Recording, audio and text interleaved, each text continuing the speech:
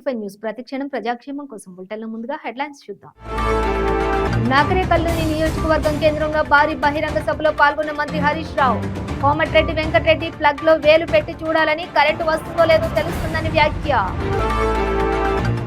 మానవత్వం చాటుకున్న మంత్రి వేముల ప్రశాంత్ రెడ్డి. రోడ్డు ప్రమాదంలో గాయపడ్డ కుటుంబాన్ని కాన్వాయ్లో ఆసుపత్రికి తరలించి చికిత్స. బీజేపీ ఒత్తిడితోనే టీడీపీ అధినేత చంద్రబాబు అరెస్ట్. ఏదో ఒక రోజు జగన్ కు కూడా ఇదే పరిస్థితి రాకుండా ఉండదన్న రఘువీరారెడ్డి. విశాఖ జిల్లా ఆనందపురంలో కాంప్లెక్స్ భవన నిర్మాణానికి శంకుస్థాపన. ప్రభుత్వం 100 కోట్ల రూపాయలు పెట్టుబడి పెట్టబోతోందన్న వైవి సుబ్బారెడ్డి. ఇక డీటెయిల్స్ చూస్తే నల్లగొండ జిల్లా నకరికల్ నియోజకవర్గం కేంద్రంలోని మినీ స్టేడియంలో ఏర్పాటు చేసిన బహిరంగ సభలో రాష్ట్ర ఆర్థిక మరియు వైద్య ఆరోగ్య శాఖ మంత్రి తన్నీరు హరీష్ రావు పాల్గొన్నారు. ఈ సందర్భంగా ఆయన మాట్లాడుతూ కరెంటు ఇవ్వటం లేదన్న కోమటిరెడ్డి వెంకటరెడ్డి ప్లగ్గులో వేలు పెట్టి చూడాలని, కరెంటు వస్తుందో లేదో తెలుస్తుందని అన్నారు.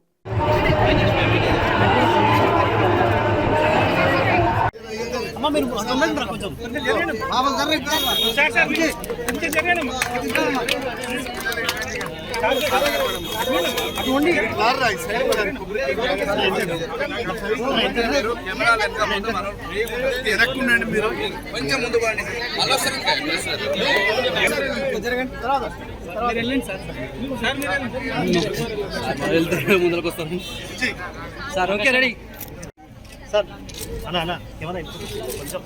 Sir sir sir sir Harish పిల్లలతో ఇట్లా పెట్టాలి, ఇచ్చేది symbol. Okay sir sir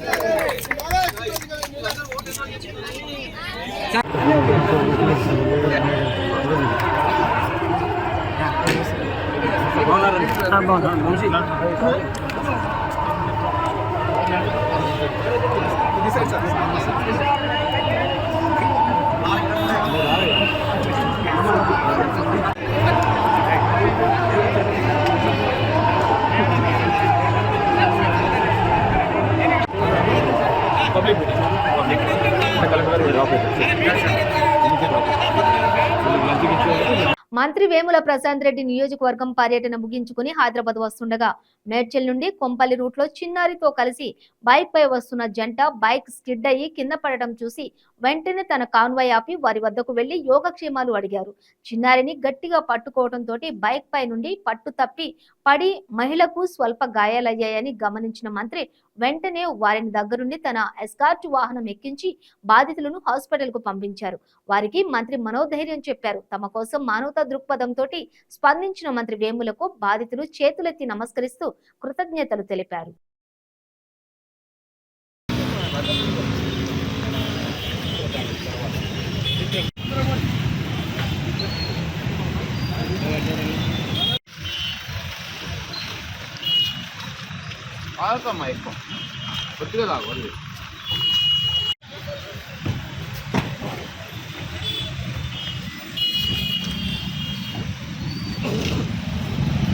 BJP ఒత్తిడితోనే TDP అధినేత చంద్రబాబు అరెస్టు జరిగిందని Congress working committee member Raghuveera Reddy కీలక వ్యాఖ్యలు చేశారు. జగన్ ప్రభుత్వం భుజంపై బీజేపీ తుపాకీ పెట్టి వ్యవహారాలు నడిపిస్తోందని ఆరోపించారు. టీడీపీ నిరసనలు, ఉద్యమాలు ఎన్ని చేపట్టినా ప్రయోజనం శూన్యమన్నారు. చంద్రబాబుపై పెట్టిన కేసులన్నీ కోర్టు పరిధిలో ఉన్నాయని, కాబట్టి టీడీపీ కోర్టులోనే పరిష్కారం చేసుకోవాలని సూచించారు. బీజేపీ ప్రధాని మోదీ, అమిత్ షాలకు తెలియకుండా చంద్రబాబు అరెస్టు జరగదని అన్నారు. వీటన్నింటికీ మూల కారణం ఆంధ్రప్రదేశ్ లో బీజేపీ బలపడాలన్నది ముఖ్య ఉద్దేశమని తెలిపారు. ఏదో ఒక రోజు జగన్ కు కూడా ఇదే పరిస్థితి రాకుండా ఉండదని రఘువీరారెడ్డి హెచ్చరించారు. చదువుకొని ఇంత పార్టీలు నడిపి, ఇన్ని ప్రభుత్వాలు నడిపి, ప్రతిపక్షాలు నడిపి, ఉద్యమాలు నడిపినటువంటి వాళ్ళు ఒక కసాయి దగ్గర పోయి వాళ్ళు ఇరుక్కుంటున్నారు. అందులో భాగమే చంద్రబాబు నాయుడు గారి ఉదంతము. దీనికి సంబంధించి వారు రివ్యూ చేసుకోవాలి. రైట్, మీకు బాధ ఉంది, ఈరోజు ఉద్యమాలు చేస్తున్నారు, కానీ నవ్వు ఇచ్చిన కోర్ట్ కేసు సరైందా కాదా, అది నేరం జరిగిందా లేదా ఎవరు నిర్ణయించేవాళ్ళు? ఆ సంస్థలు లేకపోతే కోర్టులు. ఇప్పుడు కోర్టులో ఉన్నాయి. 2-3 కోర్టులో ఉన్నాయి. ఏసీబీ కోర్టులో ఉంది, హైకోర్టులో ఉంది, సుప్రీంకోర్టులో ఉంది. బయట దీక్షలు చేస్తే, లేకపోతే బయట ఉద్యమాలు చేస్తే, లేకపోతే మరొకటి చేస్తే వాటి పరిష్కారం దొరకదు కదా. దొరకాల్సిందంత కోర్టులోనే కదా. సో నేను కూడా కేంద్ర ప్రభుత్వం, ప్రత్యేకించి భారతీయ జనతా పార్టీని మీ వికృతమైనటువంటి రాజకీయ చేష్టలు ఆపండి. మీరు చేసినటువంటి దీంతో ప్రజా సమస్యలు పూర్తిగా మరుగుపడిపోయినాయి. 15 రోజులుగా ప్రజల సమస్యల గురించి మాట్లాడేటటువంటి దిక్కు లేదు. అటు ప్రభుత్వం, ఇటు ప్రతిపక్షం, ఇటు పత్రికలు, ఇటు టీవీలు, మరొకటి లేదు. ఈరోజు మొత్తం మర్చిపోయినారు. Only single point agenda. అందరూ సుఖంగా, అందరికీ సుఖం, ఎవరికి ఏమి ఇబ్బంది లేదు. ఇప్పుడు కానీ నష్టపోతున్నటువంటి వాళ్ళు ఈ ఆంధ్రప్రదేశ్. ఇప్పుడు ఎన్నికల దగ్గరకు వస్తున్నాయి. ఇప్పుడైనా వాళ్ళ మీద వాళ్ళు ఏదైతే తుపాకీ పట్టుకున్నారో తుపాకీ లాక్కొని మాకు ఇప్పటికైనా మా ప్రత్యేక హోదా ఇవ్వండి, లేకపోతే పునర్విభజన హామీలు అమలు పరచండి అని అడిగాను కదా. దానికైనా తయారు కావాలి కదా. కాంగ్రెస్ పార్టీగా డిమాండ్ చేస్తూ ఉన్నాం. ఈ వికృత చేస్తారు ఆపండి. రాజకీయంగా చిచ్చులు పెట్టి మీరు పబ్బం గడుపుకోవడానికి ఆంధ్రప్రదేశ్లో కూడా మీరు రాజకీయంగా బలపడడానికి చేస్తున్నటువంటి దాన్ని మేము వ్యతిరేకిస్తున్నాం.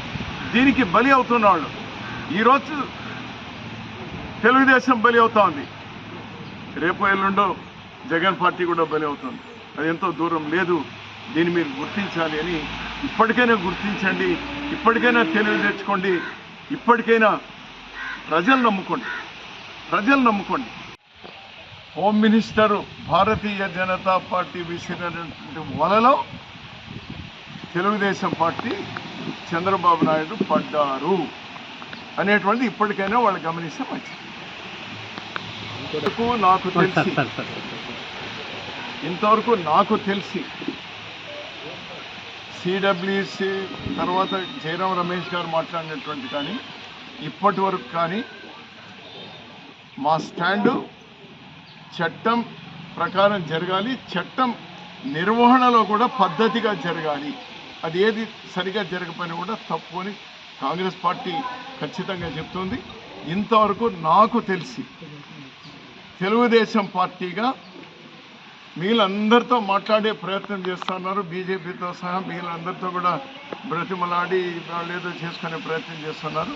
కాంగ్రెస్తో ఇంతవరకు వాళ్ళు అప్రోచ్ చేసినటువంటి దాఖలాలు నా నోటీస్కి వచ్చినంత వరకు వివరణ అడుగుతా ఉన్నారు. కానీ మీరు ఈరోజు జగన్ పార్టీ అది ప్రభుత్వం భుజం మీద తుపాకీ పెట్టి కాలుస్తున్నారంటే ఎందుకు ఇవ్వాలి భుజము? ఎందుకంటే వీళ్ళకు ఇద్దరు ఎందుకో సాగిలి పడుతూ ఉన్నారు. వాళ్ళ ఇబ్బందులు ఏమో మాకు అర్థం కావడం లేక ఇద్దరు పడుతూ ఉన్నారు. భారతీయ జనతా పార్టీ కూడా ఇద్దరిని భుజాల మీద మోస్తూ ఉంది.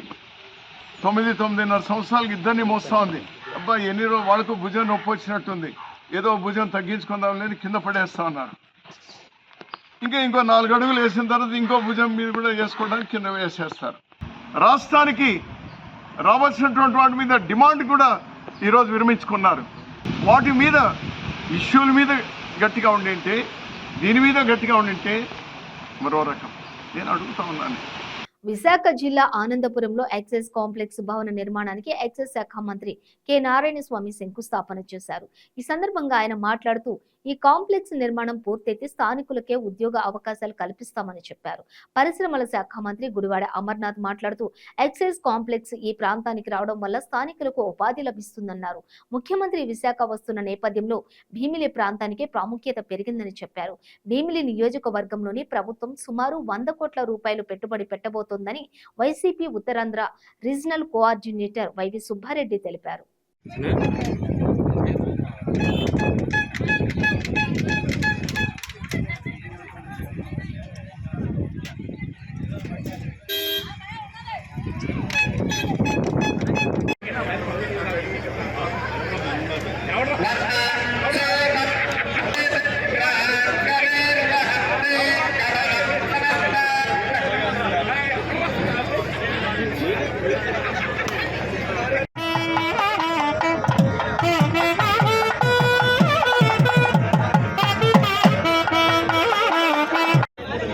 అయిపోయిన సైడ్కి వచ్చాలి.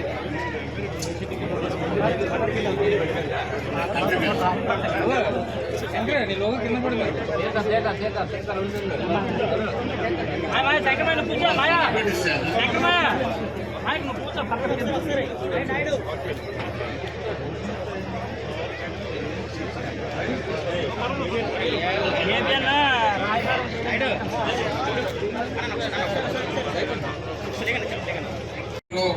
పరిశ్రమలు ఏర్పాటు అవ్వాలంటే ఏ ప్రాంతంలో ఏర్పాటు చేస్తే బాగుంటుందని చెప్పి ఆలోచన చేసినప్పుడు కనిమాంలో దాదాపు 130 పైచిలకు ఎకరాలని సేకరించి దానికి కూడా ఒక 20-25 కోట్ల రూపాయలు రాష్ట్ర ఉప ముఖ్యమంత్రి వర్యులు నారాయణ గారు, పార్లమెంట్ మాజీ సభ్యులు రెడ్డి గారు, జిల్లా పరిషత్ చైర్మన్ గారు, గౌరవ అధికారులు, ఆనందపురం అలాగే భీమవరం నియోజకవర్గానికి చేసినటువంటి ప్రజాప్రతినిధులు, ప్రముఖులు, స్థానిక గ్రామస్తులందరూ కూడా హృదయపూర్వక నమస్కారాలు తెలియజేసుకుంటూ స్థానిక మీడియా అలాగే ప్రింట్ మీడియా వారికి కూడా నమస్కారాలు తెలియజేసుకుంటూ ఉన్నాం. ఈరోజు ఒక రీజనల్ ఆఫీస్ ని ప్రొవిషన్ అండ్ ఎక్సైజ్ డిపార్ట్మెంట్ కి సంబంధించినటువంటి ఒక కాంప్లెక్స్ ని గౌరవ ముఖ్యమంత్రి గారి ఆదేశాల మేరకు ఈ ప్రాంతంలో ఒక రీజనల్ ఆఫీస్ ని ఏర్పాటు చేయాలి. ఒక 5 ఎకరాలు అయితే ఈ ప్రాంతానికి బాగుంటుంది. ఎక్కడ ఏర్పాటు చేయాలనుకున్నప్పుడు రేపు రానటువంటి కాలంలో ఏ ప్రాంతం అయితే బాగా అభివృద్ధి చెందడానికి అవకాశాలు ఉన్నాయో ఆ ప్రాంతంలో ఈ ఆఫీస్ని ఎస్టాబ్లిష్ చేస్తే బాగుంటుంది అనేటువంటి ఉద్దేశంతో ఈరోజు కోర్నిట గ్రామంలో దీన్ని ఏర్పాటు చేయాలని చెప్పి ప్రభుత్వం నిర్ణయం తీసుకోవడం. ఈవెన్ కమ్మ సమాజ్ కానీ, ఎస్సీ సమాజ్ కానీ, ఈ ఎస్టీ కానీ, బీసీలు కానీ, కాపులు కానీ లబ్ధి పొందిన వాళ్ళు జగనన్న తన హృదయంలో పెట్టుకుంటారు. కానీ ఈరోజు స్టేట్మెంట్లు చూస్తుంటే కాంగ్రెస్ సంబంధించిన ఆమె ఎక్స్ మినిస్టర్ పేరు రేణుకా చౌదరి గారు స్టేట్మెంట్ ఇస్తారు. ఆమెకి పార్టీ అవసరం లేదంట. నాతో చంద్రబాబు నాయుడు కలిసి పనిచేశాడు, ఇది చంద్రబాబు నాయుడు అన్యాయంగా మాట్లాడిందని ఆమె అంటుంది. పురంధేశ్వరి తన తండ్రి ఏ విధంగా వాళ్ళు పెంచాడు, వాళ్ళ వారసులు, వాళ్ళు ఎన్టీ రామారావు ఆస్తికి వారసులే గాని ఆయన సావుకు వారసులు కాదు. అయినా సావులు కూడా వారసులుగా ఎన్టీ రామారావుని ఏ విధంగా అభినందించారు, ఆయన ప్రాణం పోయేదానికి ఏ విధంగా వీరందరూ పాటుపడినారో మీకు అందరూ ఆమెస్తుంది. చంద్రబాబు నాయుడు అనే వ్యక్తి అన్యాయంగా అరెస్ట్ చేశారంట. వీళ్ళు బీజేపీ అధ్యక్షుడు, తెలుగుదేశం అధ్యక్షురాల పురంధేశ్వరి నాకు అర్థం కల.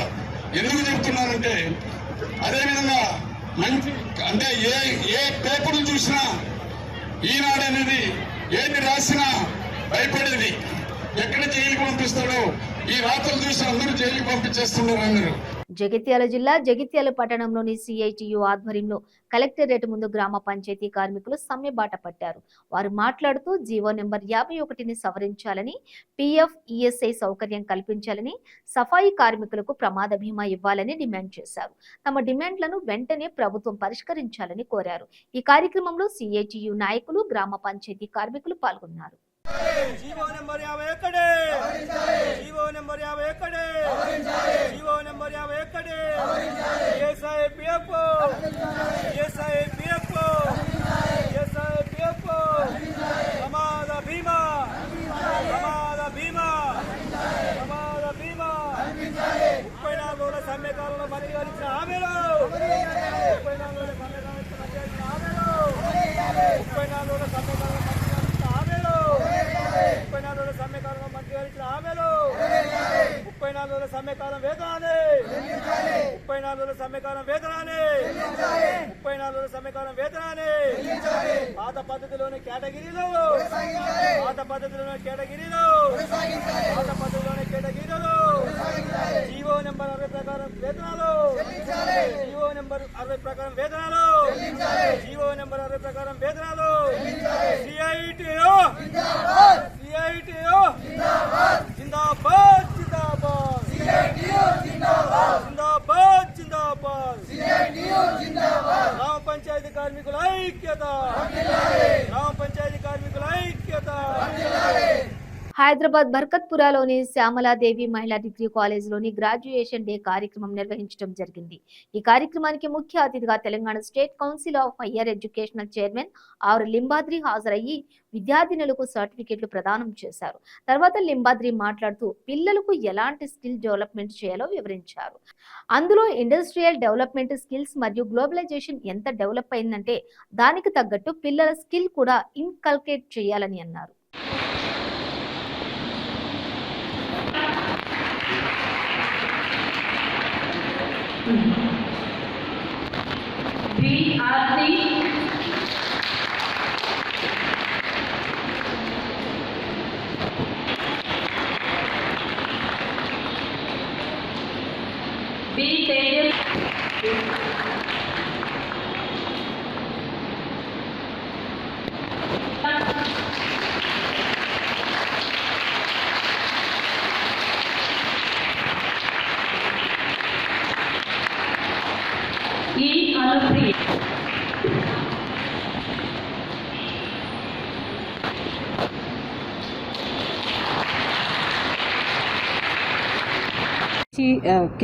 కేజీ టు పీజీ విద్యా సంస్థలు నడుపుతున్నారు. అందులో భాగంగా శ్రీమతి ఏ శ్యామలాదేవి డిగ్రీ కాలేజ్ ఒక మహిళా కళాశాల బర్కత్పురాలో ఈరోజు గ్రాడ్యుయేషన్ డేని సెలబ్రేట్ చేసుకున్నారు.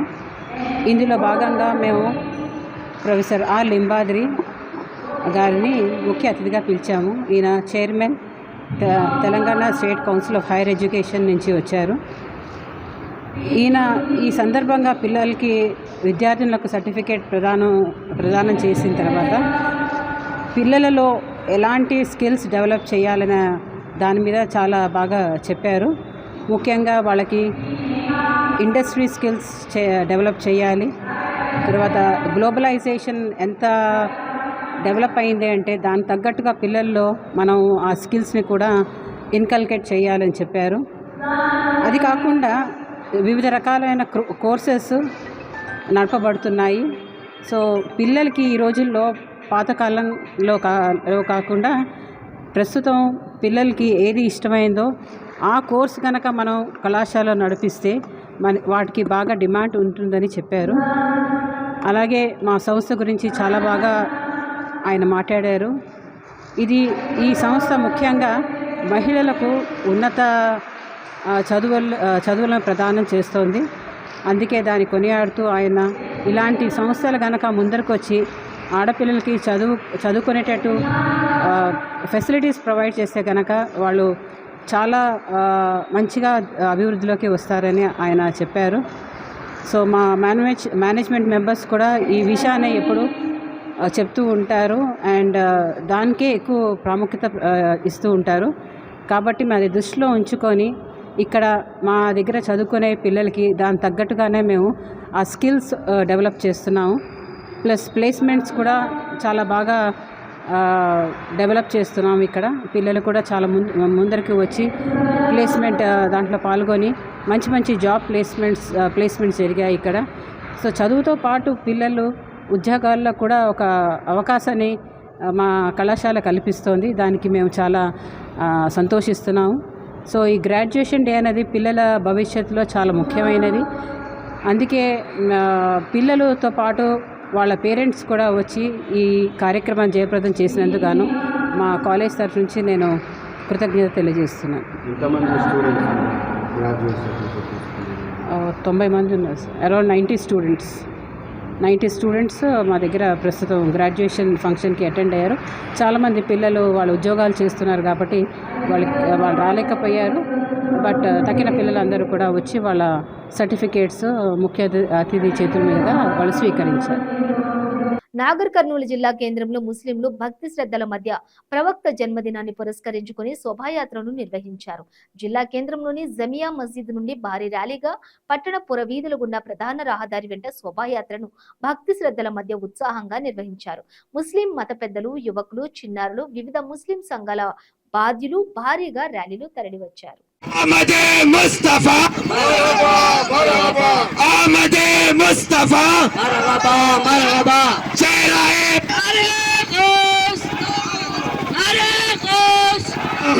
सरकार की आमद, इंसान की आमद, मक्के की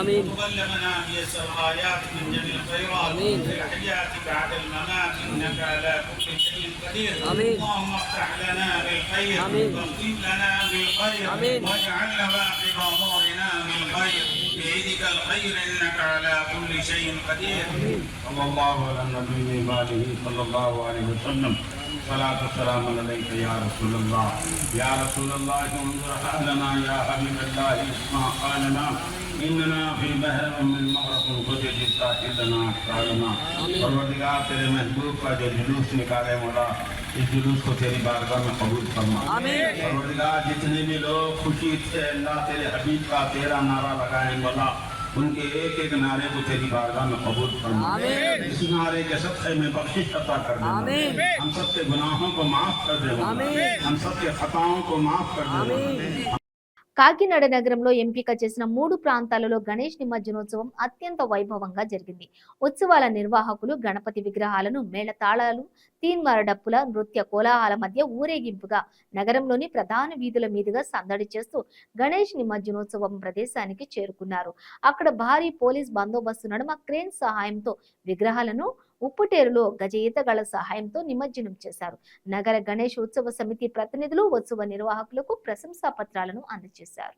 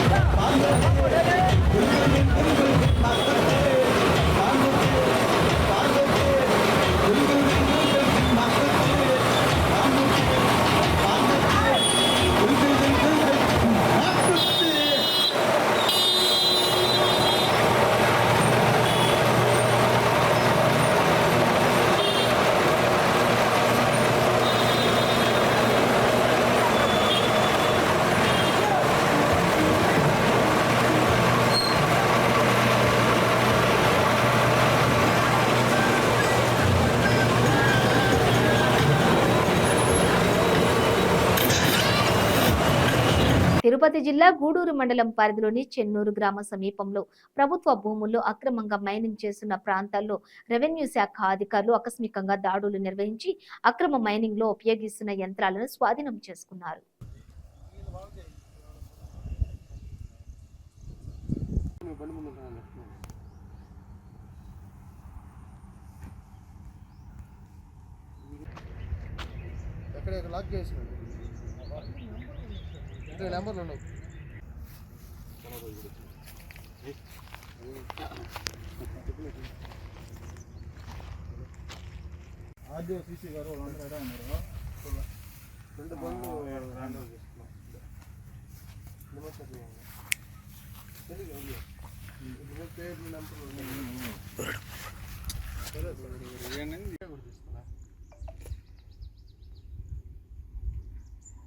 చుట్టూ రౌండ్ వేసామంటే ఏది ఇది ఒక గుట్టలు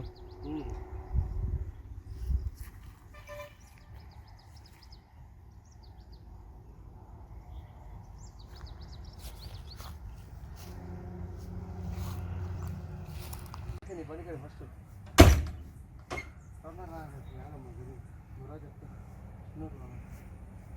వీటన్ ముగించే ముందు హెడ్లైన్స్ మరోసారి.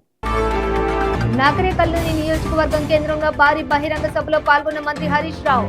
కోమటిరెడ్డి వెంకటరెడ్డి ప్లగ్ లో వేలు పెట్టి చూడాలని, కరెంటు వస్తుందో లేదో తెలుస్తుందని వ్యాఖ్య. మానవత్వం చాటుకున్న మంత్రి వేముల ప్రశాంత్ రెడ్డి. రోడ్డు ప్రమాదంలో గాయపడ్డ కుటుంబాన్ని కాన్వాయ్లో ఆసుపత్రికి తరలించి చికిత్స. బీజేపీ ఒత్తిడితోనే టీడీపీ అధినేత చంద్రబాబు అరెస్ట్. ఏదో ఒక రోజు జగన్ కు కూడా ఇదే పరిస్థితి రాకుండా ఉండదన్న రఘువీరారెడ్డి. విశాఖ జిల్లా ఆనందపురంలో కాంప్లెక్స్ భవన నిర్మాణానికి శంకుస్థాపన. ప్రభుత్వం 100 కోట్ల రూపాయలు పెట్టుబడి పెట్టబోతోందన్న వైవి సుబ్బారెడ్డి. ఇవి బులెటిన్ డీటెయిల్స్. చూస్తూనే ఉండండి 95 న్యూస్.